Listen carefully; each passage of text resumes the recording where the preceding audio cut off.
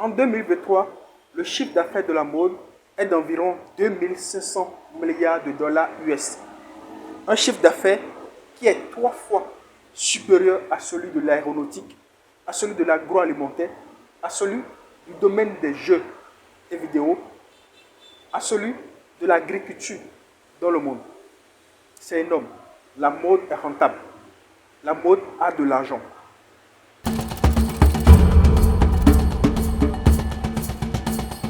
Comment faire pour que les marques africaines puissent accéder également à ce pactole de milliards de chiffre d'affaires annuel? Je peux vous dire que c'est facile et à la fois difficile quand on ne s'y prend pas au sérieux, quand il n'y a pas une bonne organisation. Et ici, je vous donne 3 conseils pour arriver à le faire. Le premier, lorsque vous voulez accéder, lorsque vous voulez développer plus votre marque et avoir plus de chiffre d'affaires, il faut choisir un secteur d'activité. Et quand je parle de secteur d'activité, secteur de marché, c'est qu'il faut se placer soit dans la mode pour la masse, pour les jeunes, soit dans la mode du sport, la mode pour les enfants, ou la mode pour des vêtements, les accessoires, ou le prêt-à-porter. C'est qu'il faut choisir un marché de niche et maîtriser vraiment ce marché de niche.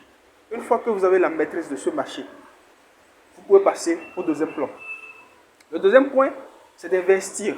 Vous ne pouvez pas venir à la mode sans investir et gagner de l'argent. Il faut forcément investir.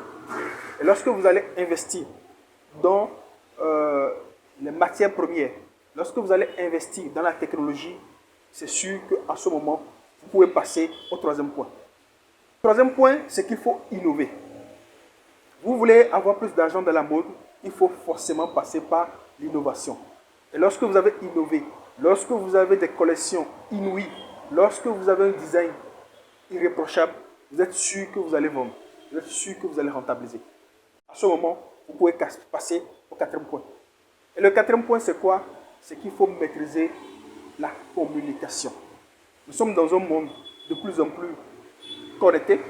Et sans communication, on ne peut pas aller vraiment à bon port. Donc, vous devez maîtriser les stratégies de communication digitale.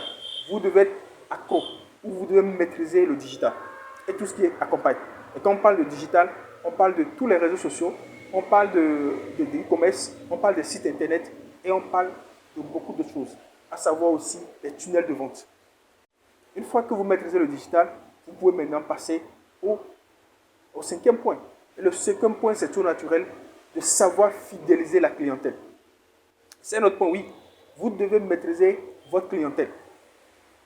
Les jours de naissance de vos clients, comment les relancer par rapport à leur date d'anniversaire, les messages de relance pour les remercier d'avoir passé dans votre boutique pour acheter ou d'avoir commandé votre marque.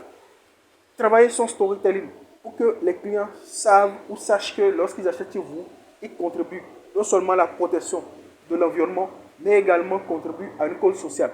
C'est important.